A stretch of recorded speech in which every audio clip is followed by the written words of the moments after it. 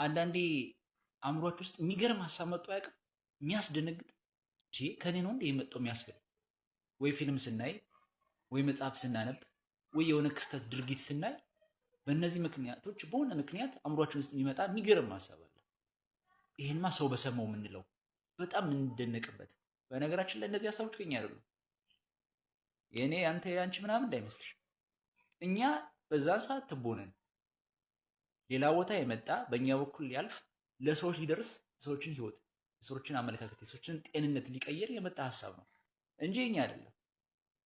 በዛ ሀሳብ እንዳትኮፈስ፣ ግን ሀሳቡን አጋረው፣ ሀሳቡን ስጠው፣ የመጣውን ሀሳብ አቃበል።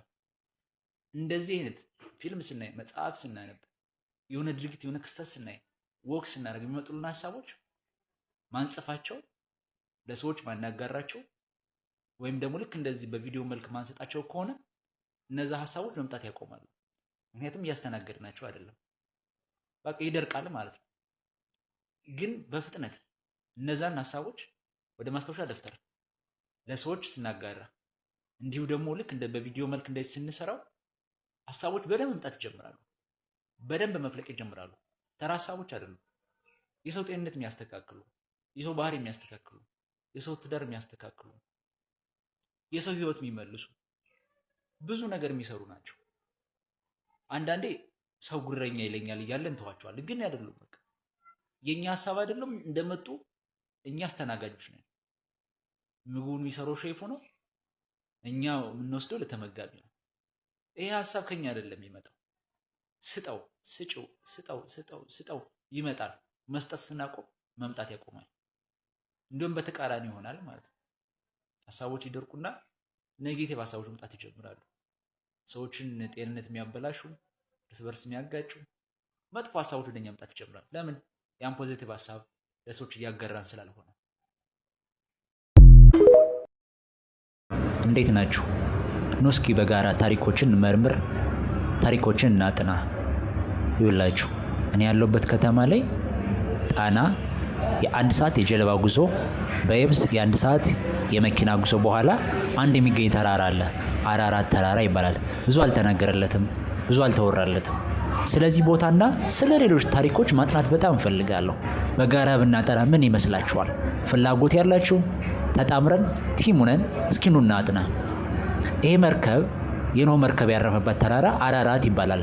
ባህር ዳር ላይ ቁመን ቀና ብለን ጣናን አሻግረን ስናይ የምናየው ተራራ ነው። ይሄ ተራራ ሰዎች በታሪክ ከሰሙ በኋላ ለማረጋገጥ መጥተዋል። ለምሳሌ ፍቅሬ ቶሎሳ የአማራና የኦሮሞ ታሪክ የጻፈው ፍቅሬ ቶሎሳ ለኦሮሞ የሚያደላ ሰው ነው አይደለ? ግን አማራ ድረስ መጥቶ ባህር ዳር ድረስ መጥቶ ይሄን ተራራ አይቶ የቃልና የቪዲዮ ምስክርነት የጽሁፍ ምስክርነት ሰጥቷል። ፍስሐ ያዜን መጽሐፍ ተመልከቱ። የሳጥናኤል ጎል መጽሐፍ ይጻፈው ኤልታማክን መጽሐፍ ተመልከቱ። ሌሎች ታሪኮችን ተመልከቱ። ስለዚህ ተራራ ይናገራል እና ኑ እስኪ በጋራ እናጥነው። ኢትዮጵያ የሰው ዘር መገኛ ምድረ ቀደምት እናት ሀገር ሲባል በምክንያት ነው። ማስረጃ አንድ የመጀመሪያው ማስረጃ የሚሆነን የሰው ዘር መልክ ሁሉ ኢትዮጵያ ውስጥ አለ። ለምሳሌ ቀይ፣ ጠይም፣ ጥቁር፣ ሻንቅላ ሁሉም አለ። ይሄ መልክ ሌላ ቦታ የለም ወይ ካላችሁ ሌላ ቦታ የለም። ሁለት ኢትዮጵያውያን ተጋብተው ቀይ ይወልዳሉ፣ ጠይም ይወልዳሉ፣ ጥቁር ይወልዳሉ፣ ሻንቅላ መልክ ያለው ሊወልዱ ይችላሉ። ጥቁር የሆነ በጣም የጠቆረ ወይም የቀይ ዳማ ሊወልዱ ይችላሉ። ግን ሌላ ዓለም ላይ ይሄ የለም። ምክንያቱም እናት ሀገር ምድረ ቀደምት የሰው ዘር መገኛ አይደሉምና። ሁለት ቻይናውያን ተጋብተው አንድ ኡጋንዳዊ የመሰለ ጥቁር ሊወልዱ አይችሉም። ሁለት ኬንያውያን አንድ ጃፓናዊ የመሰለ ሰው ሊወልዱ አይችሉም። ሁለት አሜሪካውያን ተጋብተው ቻይናውያን ሊወልዱ አይችሉም። ዓለም ላይ ያለው የሰው ዘር መልክ ሁሉ ኢትዮጵያ ውስጥ አለ። ለዛ ነው ምድረ ቀደምት እናት ሀገር ኢትዮጵያ የዓለም እናት የምትባለው። ለዛ እኮ ነው በኢትዮጵያ መንኮረው። ለዛ እኮ ነው ምስጢራዊ ምድር የምትባለው።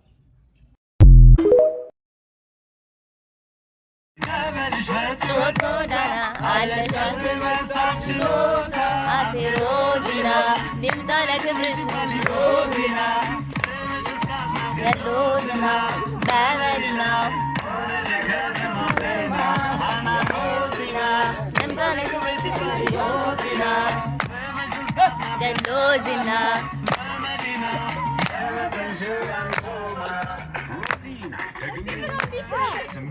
It's even